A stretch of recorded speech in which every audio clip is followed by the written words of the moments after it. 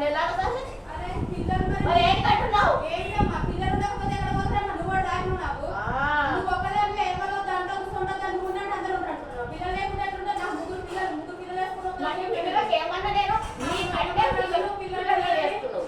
ఎవరి పిల్లలు వాళ్ళకే. మరి అంతే ఉంటుంది. ఎవరి పిల్లలు ఏమంటున్నా నీకు? దూరం ఉంటున్న పిల్లలు నేను తీసేస్తున్నా. నువ్వు పదాక పిల్లలు కొట్టుకుంటావు